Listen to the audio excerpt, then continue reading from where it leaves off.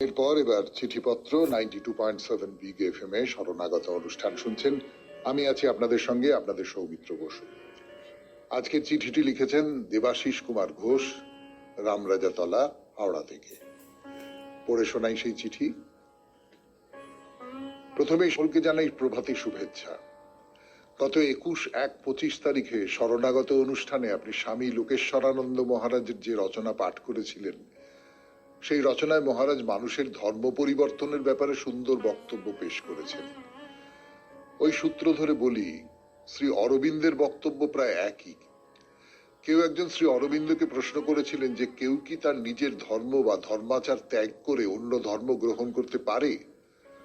তার উত্তরে শ্রী অরবিন্দ বলেছিলেন, কেউ কোনো একটি ধর্মের আকার বা ধর্ম মত বা ধর্ম ব্যবস্থাকে মেনে নিতে বাধ্য নয়, তবে সে যদি কোনো বাহ্য কারণের দ্বারা চালিত হয়ে তার নিজের ধর্মকে পরিত্যাগ করে অন্য ধর্ম গ্রহণ করে, তার অর্থ হলো অন্তরের দিক থেকে তার কোনো ধর্ম নেই। পুরাতন বা নতুন দুটি ধর্মই তার কাছে নিছক শূন্য মাত্র। শ্রী অরবিন্দের এই বক্তব্য আমাদের মনে করিয়ে দেয় কবিগুরু রচিত গান্ধারীর আবেদনে ধর্ম সম্বন্ধে গান্ধারীর উচ্চারিত কথাগুলি। একথা ঠিক যে কোনো কিছুর বিনিময়েই অন্তরের ধর্মকে পরিত্যাগ করা যায় না। ধর্মের বাহ্য আকার আসল সত্য নয়, অন্তরের সত্য ধর্মই বড়।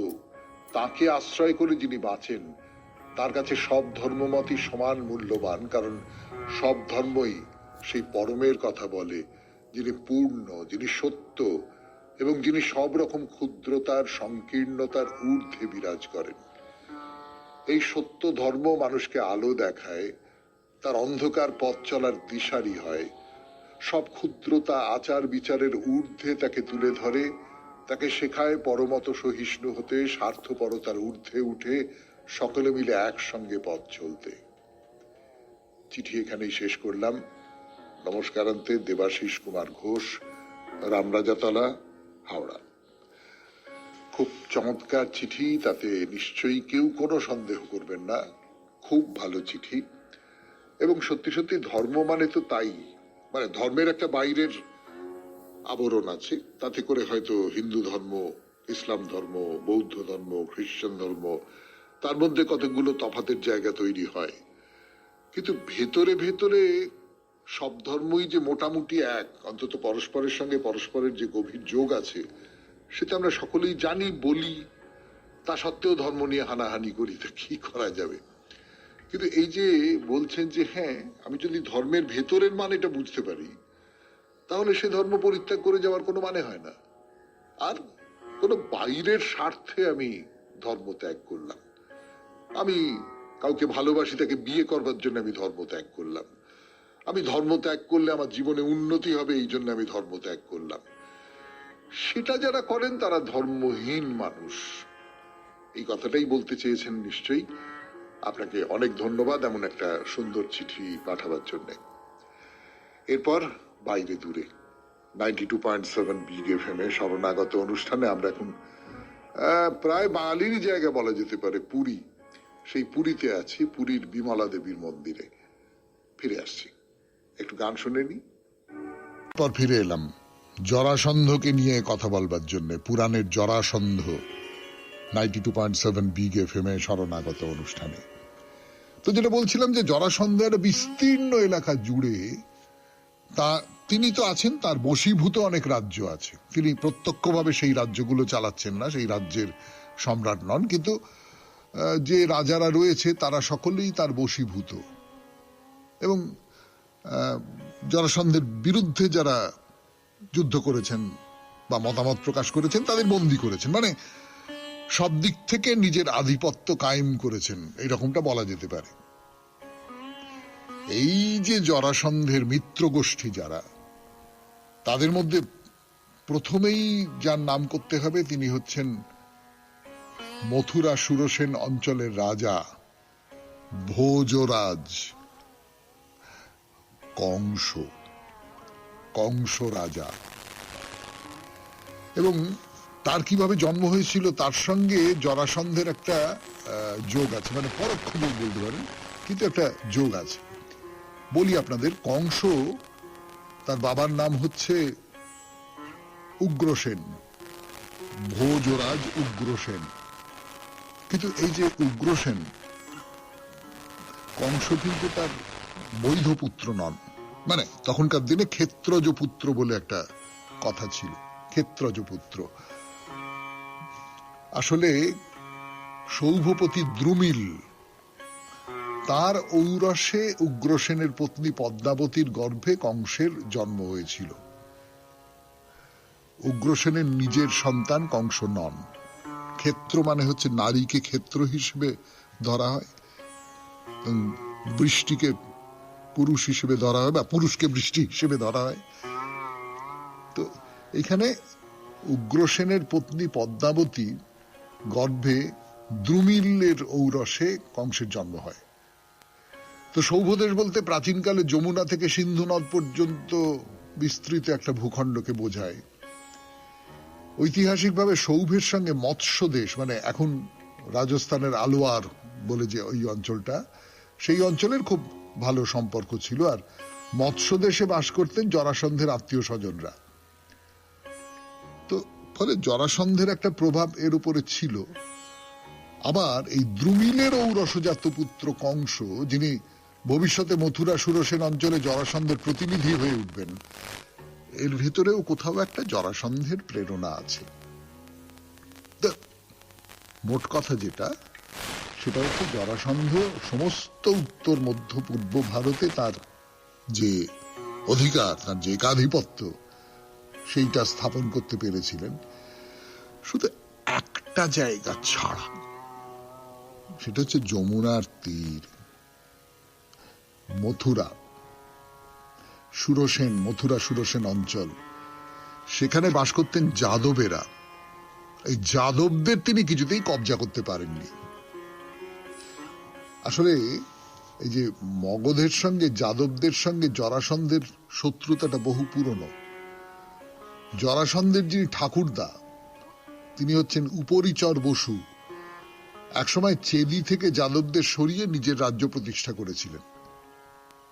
তারপর থেকেই যাদবদের সঙ্গে এদের একটা ঝগড়াঝাঁটি, একটা রাগারাগির, অসন্তোষের ব্যাপার রয়েছে।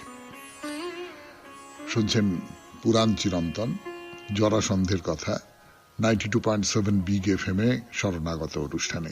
গানের পর 92.7 বিগ FM এ শরণাগত অনুষ্ঠান শুনছেন। তো এই যে উপরিচর বলে যে রাজার কথা বললাম, এই উপরিচর রাজার সম্পর্কে একটা কথা আছে, সেটা বলি আপনাদের, মজা লাগবে শুনতে। এই উপরিচর রাজা নাকি আকাশে উঠে যেতে পারতেন, এবং সেই জন্যই তাকে বলা হয় উপরিচর, চৈদ্য উপরিচর বলা হয়। না, আকাশে উঠে যেতে পারতেন এটা ঐতিহাসিক দিক থেকে, বাস্তব দিক থেকে খুব সত্য বলে মনে হয় না।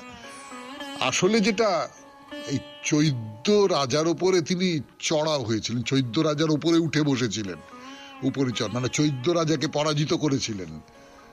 তো এইটার সূত্র ধরে নাম হচ্ছে উপরিচর। তো এই যে হেরে যাওয়াটা, এই হেরে যাওয়ার দুঃখটা যাদবরা ভুলতে পারছে না। সেই থেকেই তারা পথ খুঁজছিল কিভাবে এই উপরিচর বসু মহারাজকে জব্দ করা যায়। কিন্তু জব্দ তো দূরের কথা, তার বদলে তার ছেলে বৃহদ্রথ, তার ছেলে জরাসন্ধ এমন শক্তিমান হয়ে উঠলেন যে তখন যাদবরা নিজেদের রাজ্য কি করে সামলাবে সেইটাই বুঝতে পারছে না। তো অনেক যাদব তারা বলল যে না, ঝগড়াঝাঁটি করে লাভ নেই, ওই জরাসন্ধের দলে যাওয়াটাই ভালো। কিন্তু তার কারণটা কি? আসলে এইখানে জরাসন্ধ যে কেবলমাত্র খুব শক্তিমান রাজা ছিলেন, তার সৈন্য সামন্ত, তার নিজের শক্তি, এই সমস্ত না। আমি বলেছিলাম এর আগে জরাসন্ধ সম্পর্কে বলতে গিয়ে যে জরাসন্ধ কিন্তু খুব কূটবুদ্ধির মানুষও ছিলেন। সেই কূটবুদ্ধির পরিচয়টা কি? জরাসন্ধের দুটি মেয়ে ছিল, অস্থি আর প্রাপ্তি, এই দুটি মেয়ে। জরাসন্ধ নিজের এই মেয়ে দুটিকে দান করলেন কংসের হাতে। আসলে কংস যে রাজ্যটা পেয়েছিলেন তার পেছনে খানিকটা জরাসন্ধের হাত ছিল। কেননা এর আগে মথুরার রাজা যিনি ছিলেন উগ্রসেন, এই উগ্রসেন হচ্ছেন যাদবদের লোক। যাদবরা উগ্রসেনকে পছন্দ করতেন, এবং যাদবরা কিন্তু জরাসন্ধকে পছন্দ করে না। অর্থাৎ জরাসন্ধের শত্রুপক্ষের কোন একজন লোক হচ্ছে উগ্রসেন। সে সিংহাসনে বসেছে, এবার তাকে সরিয়ে তার যে ছেলে তার স্ত্রীর মানে তার গর্ভে জন্ম হয়নি এইরকম, তো সে কিন্তু জরাসন্ধের অনুগত এবং এর পেছনে জরাসন্ধের বেশ একটা ইন্ধন ছিল। মগধরাজ জরাসন্ধের মদতেই এটা হতে পেরেছিল, এটা হরিবংশে স্পষ্ট করে বলা আছে। এইসব রাজনীতির কথা জরাসন্ধ প্রসঙ্গে বলতে গেলে একটু বলতেই হলো। 92.7 বিগ FM এ শরণাগত অনুষ্ঠানে পুরাণ চিরন্তন এখানেই শেষ করছি। এরপর স্বামী বিবেকানন্দের রচনা থেকে পাঠ, রচনার নাম অমৃতত্ব। ফিরে আসছি গানের পর। ফিরে এলাম 92.7 বিগ FM এ শরণাগত অনুষ্ঠান শুনছেন। অমৃতত্ব স্বামী বিবেকানন্দের রচনা থেকে পড়ে শোনাই আপনাদের। যাহা হোক, মনের সহিত কিন্তু মস্তিষ্কের বিশেষ সম্বন্ধ এবং শরীরের নাশ হইলে উহা কার্য করিতে পারে না। আত্মাই একমাত্র প্রকাশক, মন উহার যন্ত্রস্বরূপ। বহিস্থ চক্ষুরাদি যন্ত্রে বিষয়ের চিত্র পতিত হয়, উহারা আবার ওই চিত্রকে ভিতরে মস্তিষ্ক কেন্দ্রে লইয়া যায়। কারণ তোমাদের স্মরণ রাখা কর্তব্য যে চক্ষু কর্ণ প্রভৃতি কেবল ওই চিত্রের গ্রাহক মাত্র। ভিতরের যন্ত্র অর্থাৎ মস্তিষ্ক কেন্দ্রসমূহই কার্য করিয়া থাকে। সংস্কৃত ভাষায় ওই মস্তিষ্ক কেন্দ্রগুলিকেই ইন্দ্রিয় বলে। তাহারা ওই চিত্রগুলি লইয়া মনের নিকট সমর্পণ করে। মন আবার ওইগুলিকে আরো ভিতরে নিজেরই আর এক স্তর চিত্তের মধ্য দিয়া সিংহাসনে আসীন মহামহিমান্বিত রাজার রাজা আত্মার সম্মুখে স্থাপন করে। তিনি সব দেখিয়া যাহা আবশ্যক তাহা আদেশ করেন। তখনই মন ওই মস্তিষ্ক কেন্দ্রে অর্থাৎ ইন্দ্রিয়গুলির উপর কার্য করে, উহারা আবার স্থূল শরীরের উপর কার্য করে। মানুষের আত্মাই বাস্তবিক এই সমুদয়ের অনুভবকর্তা, শাস্তা, স্রষ্টা সবই। আমরা দেখিয়াছি আত্মা শরীর নহে, মনও নহে। আত্মা কোনো যৌগিক পদার্থ হইতে পারে না। কেন? কারণ যাহা কিছু যৌগিক পদার্থ তাহাই আমাদের দর্শন বা কল্পনার বিষয়। যে জিনিস আমরা দর্শন বা কল্পনা করিতে পারি না, যাহাকে আমরা ধরিতে পারি না, যাহা শক্তি বা পদার্থ নহে, যাহা কারণ বা কার্য কিছুই নহে, তাহা যৌগিক হইতে পারে না। মনোজগৎ পর্যন্তই যৌগিক পদার্থের অধিকার, চিন্তা জগৎ আরো ব্যাপক। যৌগিক পদার্থ সমুদয় নিয়মের রাজ্যের মধ্যে, নিয়মের রাজ্যের বাহিরে উহারা থাকিতে পারে না। যদি থাকে তবে আর যৌগিক অবস্থায় নয়। আরো পরিষ্কার করিয়া বলা যাক, এই গেলাস একটি যৌগিক পদার্থ। ইহার কারণগুলি মিলিত হইয়া এই কার্যরূপে পরিণত হইয়াছে। সুতরাং এই কারণগুলির সংহতি রূপ গেলাস নামক যৌগিক পদার্থটি কার্যকারণ নিয়মের অন্তর্গত। এইরূপে যেখানে যেখানে কার্যকারণ সম্বন্ধ দেখা যাইবে, সেখানে সেখানেই যৌগিক পদার্থের অস্তিত্ব স্বীকার করিতে হইবে। তাহার বাহিরে উহার অস্তিত্বের কথা বলা বাতুলতা মাত্র। উহাদের বাহিরে আর কার্যকারণ সম্বন্ধ খাটিতে পারে না। আমরা যে জগৎ সম্বন্ধে চিন্তা বা কল্পনা করিতে পারি অথবা যাহা দেখিতে শুনিতে পারি, তাহারই ভিতর কেবল নিয়ম খাটিতে পারে। আমরা আরো দেখিয়াছি যে যাহা আমরা ইন্দ্রিয়র দ্বারা অনুভব বা কল্পনা করিতে পারি তাহাই আমাদের জগৎ। উহা বাহ্য বস্তু হইলে আমরা ইন্দ্রিয়র দ্বারা প্রত্যক্ষ করিতে পারি, আর ভিতরের বস্তু হইলে উহা মানস প্রত্যক্ষ বা কল্পনা করিতে পারি। অতএব যাহা আমাদের শরীরের বাহিরে তাহা ইন্দ্রিয়ের বাহিরে, এবং যাহা কল্পনার বাহিরে তাহা আমাদের মনের বাহিরে, সুতরাং আমাদের জগতের বাহিরে। অতএব কার্যকারণ সম্বন্ধের বাহিরে স্বাধীন শাস্তা আত্মা রহিয়াছেন, এবং এই আত্মা কার্যকারণ নিয়মের অন্তর্গত সবকিছু শাসন করিতেছেন। এই আত্মা নিয়মের অতীত, সুতরাং অবশ্যই তিনি মুক্ত স্বভাব। তিনি কোনরূপ মিশ্রণোৎপন্ন পদার্থ হইতে পারেন না, অতএব বা কোনো কারণের কার্য হইতে পারেন না।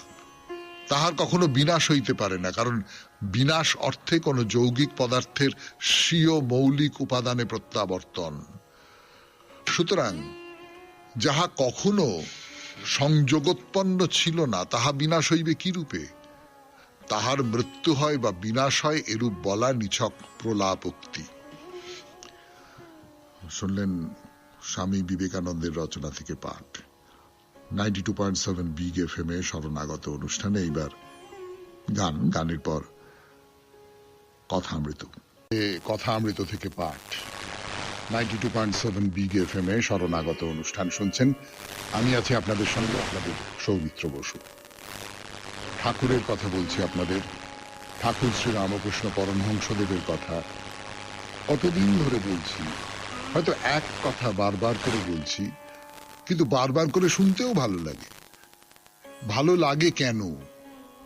আমার নিজের মনে হয় দুটো কারণে ভালো লাগে। একটা হচ্ছে যে তিনি খুব তত্ত্ব কথা বলছেন না, কিন্তু মানে তত্ত্ব কথাই বলছেন, কিন্তু সেই তত্ত্ব কথাটা যে খুব একটা আমার ধরা ছোঁয়ার বাইরে দিয়ে কোনো একটা চলে যাচ্ছে, জটিল সমস্ত ব্যাপার স্যাপার ইত্যাদি ইত্যাদি, আমার মন বিমুখ হয়ে যাচ্ছে, মনে হচ্ছে না না এটা এটা এই আমি কি বুঝবো, এসব আমি বুঝতে পারবো না, এইরকমটা নয়। একেবারে ঘর সংসারের উপমা দিয়ে, একেবারে আমার চারপাশে যা কিছু আমি দেখি সেই সমস্ত উপমা ব্যবহার করে তিনি আমাকে বলছেন যে এইরকম করে চলো, এইরকম করে চলো।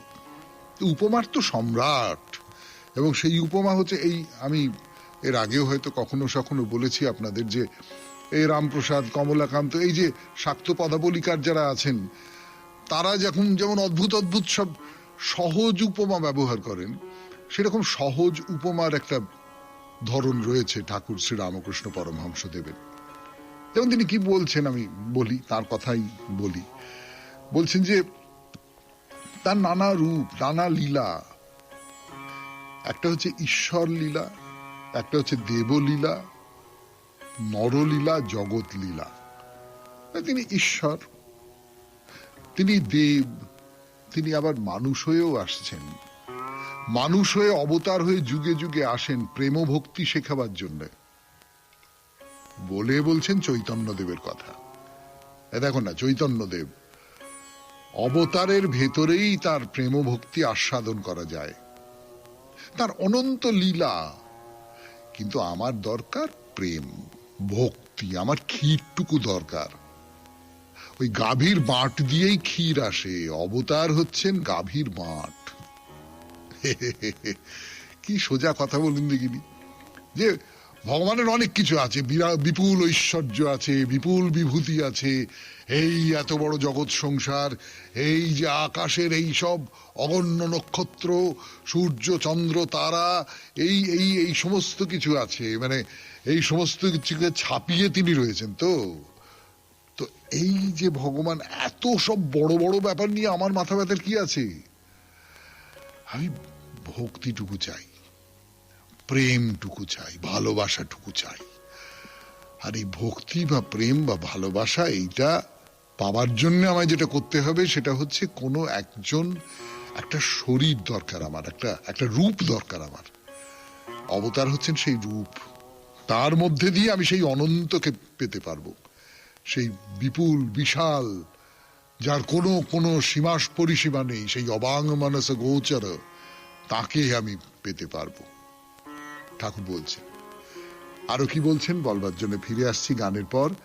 শুনছেন শরণাগত 92.7 বিগ এফএম এ। এই যে ঠাকুর যেটা বলছেন যে অবতারের মধ্যে দিয়ে তিনি প্রকাশিত হন, এবং অবতারের মধ্যে দিয়ে ঠাকুরের যে মানে ভাবনাটা, সেটা হচ্ছে যে ঈশ্বরের বিরাট বিভূতি, তার থেকে আমি ক্ষীরটুকু নেবো, সেই ক্ষীরটুকু আমি পাই অবতারের মধ্যে দিয়ে। তাই অবতারের সূত্র ধরে যেমন চৈতন্যদেব, যেমন ঠাকুর শ্রী রামকৃষ্ণ পরমহংসদেব, তাও তো বটে। তো এইরকম সব কথাবার্তা হয়।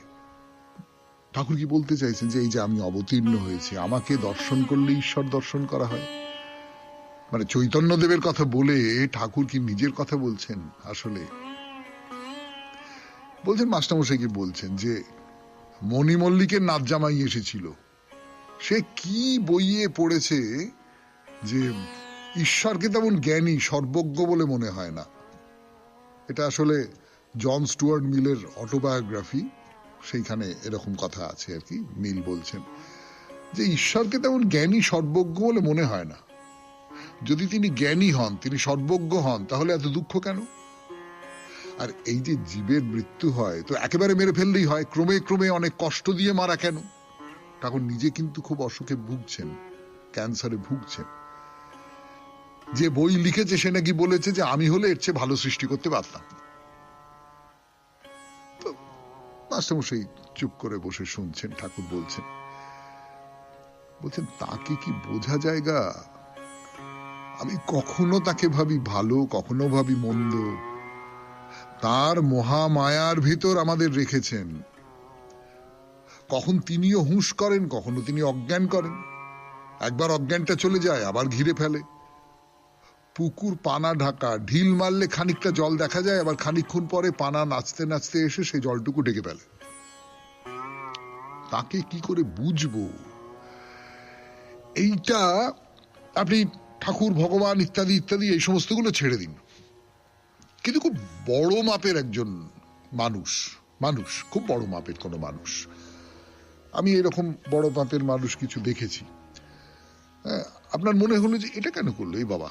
না, এমনি খবরের কাগজ পড়েও তো মনে হয়, বা টেলিভিশনে খুব বড় মানুষদের কথা শুনেও তো এই বাবা এটা কেন করলো, এটা কেন করতে গেলেন, ছি ছি ছি ছি, এটা কি ঠিক হলো? কিন্তু আসলে তিনি অনেকটা পর্যন্ত দেখতে পান। একজন বড় মাপের মানুষের সঙ্গে আমার আপনার তফাৎটা কোথায়? এই বড় মাপের মানুষ অনেকটা পর্যন্ত দেখতে পান, আমরা অতটা পর্যন্ত দেখতে পাই না। এইটুকু তফাৎ আমি যা বুঝি, জানেন তো, এইটুকু তফাৎ। তার পরিসরটা অনেক বড়। আমি যখন আমার কোনো একটা ছোট্ট ব্যাপার নিয়ে খুব কাতর হয়ে পড়েছি, খুব ছটফট করছি, তখন সেই মানুষটি সেই ঘটনাটাকেই দেখছেন একটা বিশাল পরিসরের মধ্যে রেখে। তার ফলে সেই ঘটনাটার যে আঘাত, সেই আঘাতটা কমে যাচ্ছে। তো ঠাকুর বলছেন যে ওই রকম করে তিনি কি করেন না করেন আমার অত জানবার দরকার কি গা। আমি ধরে নিই তিনি যা করছেন মঙ্গলের জন্য করছেন, যা করছেন ভালোর জন্য করছেন, সবকিছু করছেন, ব্যাস হয়ে গেল। আসলে যতক্ষণ দেহ বুদ্ধি ততক্ষণই সুখ দুঃখ, জন্ম মৃত্যু, রোগ শোক দেহেরই, এই সব আত্মার নয়। দেহের মৃত্যুর পর তিনি হয়তো ভালো জায়গায় নিয়ে যাচ্ছেন, যেমন প্রসব বেদনার পর সন্তান লাভ। কি ভালো কথা না? কোন একটা বড় জায়গায় যাবার আগে দুঃখ পেতে হবে। আত্মজ্ঞান হলে সুখ দুঃখ জন্ম মৃত্যু স্বপ্নবৎ বোধ হয়। আমরা কি বুঝবো? 100 ঘটিতে কি 10 দুধ ধরে? নুনের পুতুল সমুদ্র মাপতে গিয়ে আর খবর দেয় না, গলে মিশে যায়। শুনলেন কথামৃত থেকে পাঠ। 92.7 বিগ এফএম এ শরণাগত অনুষ্ঠানে স্বামী লোকেশ্বরানন্দের রচনা থেকে পাঠ। দুঃখ এবং সুখের সংজ্ঞা দেওয়া সত্যিই বড় কঠিন। তবে বলা হয় দুটি বস্তুত এক অনুভূতি, যা কিছু পার্থক্য তা কেবল দৃষ্টিভঙ্গির। এক অবস্থায় যা দুঃখদায়ক, ভিন্ন পরিস্থিতিতে সেটিই হয়তো সুখের কারণ হয়ে দাঁড়ায়। এটি দার্শনিক কুটকচালির বেশ ভালো একটা বিষয় হতে পারে। তবে আসল কথা এই, আমি আমার কাম্য বস্তুটি পেতে চাই, আর সেটি পেলেই আমি সুখী। যেন তেন প্রকারেণ সুখী হওয়াই আমার লক্ষ্য। কিন্তু মনে করুন আমি ভুল করে কিছু চেয়ে বসলাম এবং সে বস্তুটি পাওয়ার পর দেখলাম যা ভেবেছিলাম তার উল্টো হলো। ভাগ্যের পরিহাসে সুখটা দুঃখে পরিণত হয়ে গেল। এটা হামেশা ঘটে। যা চাই তা ভুল করে চাই, পাওয়ার পর শুরু হয় অনুতাপ। সুখ দুঃখ এমন ভাবে হাত ধরাধরি করে থাকে, এমন ভাবে পরস্পরকে অনুসরণ করে যে কোথায় একটির শুরু আর কোথায় যে অন্যটির শেষ তা বলা বড় শক্ত। দার্শনিকেরা বোধহয় এই জন্যই বলে থাকেন সুখ আর দুঃখ মূলত একই বস্তু। যারা জ্ঞানী তারা সবকিছুই সহজভাবে গ্রহণ করেন। প্রত্যাশা অনুযায়ী হলো কি হলো না সেসব নিয়ে অত মাথা ঘামান না। ভালো হলে ভালো, সুখী হন তারা। তবে প্রাপ্ত বস্তুগুলি যথার্থই ভালো কিনা তা তারা প্রথমে যাচাই করে দেখেন। কিভাবে যাচাই করেন? বস্তুর বাইরেটা দেখে নয়, তার অন্তর্নিহিত গুণাগুণগুলি পরীক্ষা করে দেখেন। তারা দেখেন তাদের লক্ষ্যে পৌঁছানোর প্রচেষ্টায় তারা সহায়ক হবে কি না। তাদের জীবনের নির্দিষ্ট একটা লক্ষ্য আছে, সেই লক্ষ্যে পৌঁছানোর জন্য যে কোনো স্বার্থ ত্যাগ করতে তারা প্রস্তুত, দরকার হলে নিদারুণ দুঃখকে বরণ করতেও তারা রাজি। প্রকৃত সুখ সেটাই যাকে কষ্টের মূল্যে অর্জন করতে হয়, যার জন্য কোনো কষ্ট স্বীকার করতে হয়নি, অযোগ্যতা সত্ত্বেও অপ্রত্যাশিতভাবে যা এসেছে অথবা কারো অনুগ্রহে যা পাওয়া গেছে। মানুষ সে সুখকে গুরুত্ব দেয় না বললেই চলে। সুখ আমাদের সকলেরই অভিপ্রেত, যদি সে সুখের সঙ্গে সম্মান জড়িত থাকে, যদি তা আমাদের আত্মশ্রদ্ধা বাড়ায়, আরাম ও আয়েশের জীবনকে উপেক্ষা করার শক্তি যে আমাদের আছে তা প্রমাণিত হয়। দুঃখ সর্বদাই কাম্য, যদি লক্ষ্যে পৌঁছানোর পথে তা আমাদের সহায়ক হয়। কিন্তু যার জীবনে কোনো লক্ষ্যই নেই, সে যদি শুধু সুখভোগের জন্যই বেঁচে থাকে, তাহলে দোষ কি? সে জীবন অগৌরবের। যে জীবন সম্মান বয়ে আনে না তা জীবনই না। তাছাড়া যদি কেউ অবিমিশ্র সুখের সন্ধানে ফেরেন, তো শীঘ্রই তিনি বুঝবেন দুঃখ ছাড়া সুখের কোনো অস্তিত্বই নেই। এ আকাশ কুসুম কল্পনা। বুঝবেন সুখের ছদ্মবেশে দুঃখ আসে। কেন মানুষ এভারেস্টের চূড়ায় উঠতে চেষ্টা করে? কেন মানুষ দক্ষিণ মেরুতে একাকী থাকার প্রয়াসী হয়? কেন মানুষ আরব মরুভূমিতে একলা পরিভ্রমণ করে? প্রতিটি ক্ষেত্রেই অমানুষিক কষ্ট স্বীকার করতে হয় এদের। জীবনের ঝুঁকির কথা না হয় ছেড়েই দিলাম, কিন্তু কেন এরা সহজ সুখ ও স্বাচ্ছন্দ্যের নিরাপদ জীবনকে ঘৃণা করে বিপদকে বরণ করেন? জীবনে কেউ কেউ যেমন শারীরিক বিপদের ঝুঁকি নেন, কেউ কেউ আবার তেমনি মানসিক বিপদেরও ঝুঁকি নিয়ে থাকেন। কেন কিছু মানুষ কোনো আদর্শ অনুসরণের জন্য গৃহত্যাগ করে? সব ছেড়ে কেন হিমালয়ে চলে যান তারা, যেখানে চারপাশে শুধুই বরফ, জনমানবের চিহ্ন নেই কোথাও? তারা হয়তো উলঙ্গ থাকেন, খাদ্য বলতে কটা চাপাটি। আপনি গেলে তারা হয়তো আপনার সঙ্গে দেখাই করবেন না, কিন্তু একবার তাদের সান্নিধ্য পেলে দেখবেন যে আনন্দ, যে শান্তি তাদের মধ্য থেকে বিচ্ছুরিত হচ্ছে তার কোনো তুলনাই হয় না। তা আপনাকে অভিভূত করবে। সুখকে প্রত্যাখ্যান করে দুঃখকেই তো বরণ করেছেন তারা। তাহলে এই দিব্য শান্তি, এই আনন্দের অধিকারী তারা কেমন করে হলেন? আসলে উদ্দেশ্যটাই গুরুত্বপূর্ণ। উদ্দেশ্যের হেরফেরেই সুখ দুঃখে পরিণত হয়, আর দুঃখ রূপান্তরিত হয় সুখে। আদর্শের জন্য, মহৎ উদ্দেশ্য সাধনের জন্য বা বড় কিছু পাওয়ার জন্য যদি দুঃখকে বরণ করা হয়, তাহলে সেই দুঃখই প্রকৃত সুখ। আবার কেবল সুখভোগই যদি উদ্দেশ্য হয়, পরিণামে তা দুঃখ ডেকে আনবে। সুখ আত্মশক্তি বিনষ্ট করে, হয়তো শরীরেরও ক্ষতি করে, আর দুঃখে শরীরের বিনাশ ঘটলেও ঘটতে পারে, কিন্তু আত্মার মহিমাকে তা উজ্জ্বল করে তোলে। শুনলেন স্বামী লোকেশ্বরানন্দজির রচনা থেকে পাঠ। 92.7 বিগ এফএম এ শরণাগত অনুষ্ঠানে এবারে গান। গানের পর আপনাদের চিঠিপত্র। পুণ্য কাজ, মানে আপনাদের চিঠিপত্রের উত্তর। পলি চৌধুরী চিঠি লিখেছেন কলকাতা থেকে, বিষয় পুণ্য কাজ। পড়ে শোনাই সেই চিঠি। মাননীয় সৌমিত্র মহাশয়, প্রথমেই আপনাকে আমার আন্তরিক ধন্যবাদ জানিয়ে বলি, এই সপ্তাহে চিঠির বিষয়ে মানুষের জীবনে পুণ্যের কাজ সম্পর্কে জানতে চেয়ে আমার দীর্ঘদিনের ইচ্ছা পূরণ করেছেন। পার্থিব জগতে পাপ পুণ্য বলে যদি কিছু থাকে, তা বিধাতার বিচার্য বিষয়। আমার মনে হয় নিঃস্বার্থভাবে যে কোনো ভালো কাজ করাই পুণ্যের কাজ। বাস্তবিক জগতে এমন অনেক নীরব নিদর্শন রয়েছে, যেখানে অন্ধকারে নিমজ্জিত অসহায় দিশাহারা মানুষদের আলোর বৃত্তে নিয়ে আসা যায়। একটি ব্যক্তিগত অভিজ্ঞতা তুলে ধরছি। 1997 সালের কথা। আমার বাড়িতে পরিচারিকার কাজ করতেন একজন মহিলা। ওর বাড়িতে অসুস্থ স্বামীর চিকিৎসা ও একমাত্র মেয়েকে লেখাপড়া শিখিয়ে স্বাবলম্বী করে তোলার আশায় 5-6 বাড়ি বিরামহীনভাবে কাজ করতেন। ওর এই অক্লান্ত পরিশ্রম দেখে ওর মেয়ের লেখাপড়ার দায়িত্ব নিলাম আমি। 4th শ্রেণীতে পড়া শান্ত চেহারার মেয়েটির নাম ঝুমুর। সে লেখাপড়ায় ভালো ছিল। প্রাথমিকের পড়াশোনা শেষ করে উচ্চ বিদ্যালয়ে 5ম শ্রেণীতে ভর্তি হলো। দিনগুলো বাদল হাওয়ার মতো হু হু করে কেটে যেতে লাগলো। দেখতে দেখতে মাধ্যমিক পরীক্ষার দিন চলে এলো। সেই সময় যথাসাধ্য ওদের পাশে থাকার চেষ্টা করেছি। ঝুমুরের মাকে কাজ থেকে ছুটি দেওয়া, ঝুমুরকে পড়াশোনায় সাহায্য করা ইত্যাদি। তারপর যখন ফলাফল প্রকাশের দিন জানতে পারলাম ঝুমুর মাধ্যমিকে ফার্স্ট ডিভিশনে পাশ করেছে, সেদিন আমার আনন্দের সীমা ছিল না। এ যেন ছিল মা ও মেয়ে দুজনেরই প্রবল সদিচ্ছা, নিরন্তর শ্রম ও অদম্য প্রচেষ্টার সমন্বয়ে জীবনের পরীক্ষায় উত্তীর্ণ হওয়ার সাফল্য। সেদিন রেজাল্ট হাতে ঝুমুর আর ওর মায়ের কৃতজ্ঞ অকৃত্রিম হাসি আজও আমার মনে উজ্জ্বল হয়ে আছে। ঝুমুরকে প্রকৃত মানুষ হয়ে ওঠার আশীর্বাদ করে বলেছিলাম, তোর যত দূর ইচ্ছা পড়াশোনা করবি, আমি তোর পাশে আছি।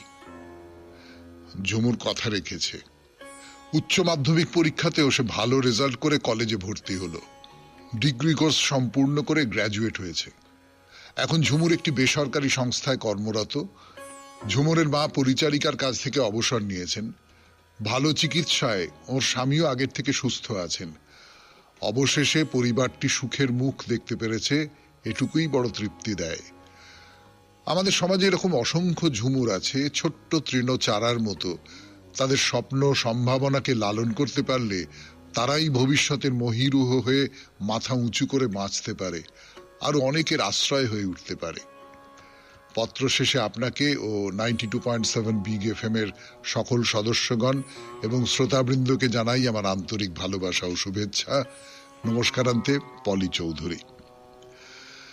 হ্যাঁ, এইটা তো পারি আমরা শুধু এইটুকু পারি যে যেখানে দেখব যে মানুষ অসহায়, মানুষ আর্ত, নিজের কোনো ক্ষতিও করতে হবে না, একটু তার দিকে হাত বাড়িয়ে দিলাম। আমি 10 টাকার খাই, 9 টাকার খেয়ে 1 টাকা তার দিকে বাড়িয়ে দিলাম, তাহলে কিন্তু অনেকটা হয়ে যায়। যে জন্মেছে সে জন্মানোদের সাহায্য তো চায়। তো আমরা যদি একটু হাত বাড়িয়ে দিতে পারি তাহলে পৃথিবীর চেহারাটা অন্যরকম হয়ে যেতে পারে। একটি ঝুমুর আরো অসংখ্য ঝুমুর হয়ে উঠতে পারে, তাই না?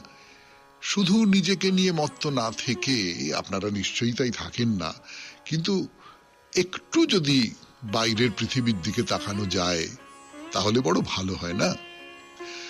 শুনলেন পলি চৌধুরীর এই চমৎকার চিঠিটি।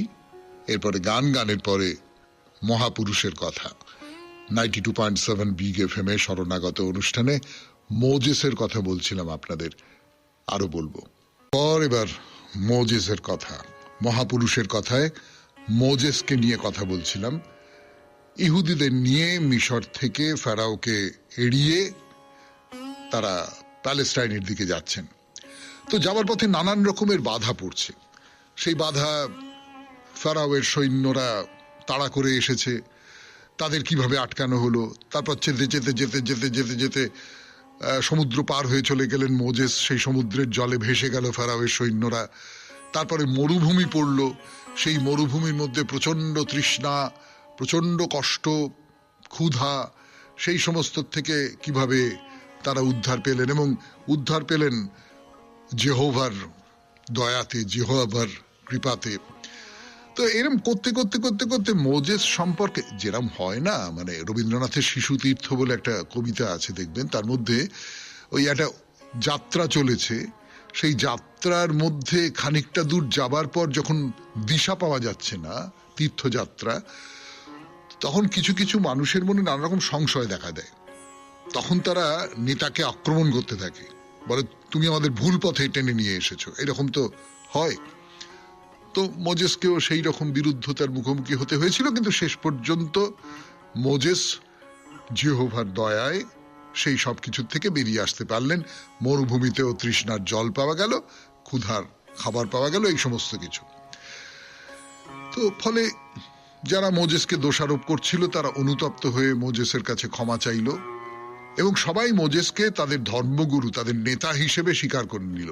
সবাই তিনি যেভাবে এগিয়ে যেতে বলছেন সেইভাবে এগিয়ে যাচ্ছে। কিন্তু এই খাবার ফুরিয়ে গেল, আশপাশে কোথাও কোনো খাবারের সন্ধান পাওয়া যাচ্ছে না, প্রচন্ড খিদে। আবার মোজেসকে দোষারোপ করতে আরম্ভ করলো সবাই, তোমার জন্য আমাদের এত কষ্ট সহ্য করতে হচ্ছে, তোমার জন্যে।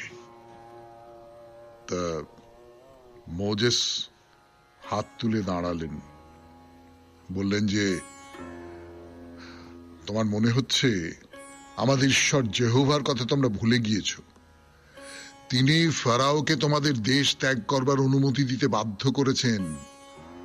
তিনি সমুদ্রকে দ্বিধা বিভক্ত করেছেন, সৈন্যদের হাত থেকে তোমাদের রক্ষা করেছেন, তোমাদের তৃষ্ণা মেটানোর জন্য পানীয় জলের ব্যবস্থা করেছেন। তবু তোমরা তার শক্তিতে সন্দেহ প্রকাশ করছো। মোজেসের কথা শেষ হতে না হতেই কোথা থেকে সেখানে অসংখ্য পাখি উড়ে এসেছে। ইহুদিরা তখন সেই পাখিগুলোকে মারছে, পাখির মাংস খাচ্ছে। আর কারুর মনে কোনো সংশয় নেই, মোজেসই তাদের অবিসংবাদিত নেতা। তো সবাই একসঙ্গে শপথ করলো যে হ্যাঁ, এই মোজেসকে আমরা সমস্ত আদেশ তার মেনে নেব। এই যে কাহিনী, আখ্যান, এই আখ্যানের মধ্যে দিয়ে কোথাও একটা ভক্তির কথাই তো বলা হচ্ছে, যে জিহোভার কাছে, বা যিনি জিহোভার আদেশে তোমাকে নিয়ে যাচ্ছেন, তোমার গুরু, সেই গুরুর কাছে আত্মসমর্পণ করো। সেই গুরুকে তুমি যাচাই করে নাও, যেমন এই ইহুদিরা যাচাই করে নিচ্ছেন। কিন্তু যাচাই করে নিয়ে তারপরে গুরুকে অনুসরণ করো। গুরু যা বলছেন শোনো, গুরুর কাছে নিজেকে সমর্পণ করে দাও, এবং সেই গুরুর কাছে যে নিজেকে সমর্পণ করছো তার সূত্র ধরে তুমি ঈশ্বরের কাছে নিজেকে সমর্পণ করে দাও। এই কথাটাই আমরা শ্রী রামকৃষ্ণ পরমহংসদেবের কথামৃতে শুনি না? তো যাই হোক, মোজেস নিয়ে যাচ্ছেন, ইহুদিদের নিয়ে যাচ্ছেন বলে এফিতিম বলে একটা জায়গা, নির্জন প্রান্তর, হ্যাঁ, সেইখানে শিকার করে সেগুলোর মাংস খাদ্যরূপে গ্রহণ করা হলো।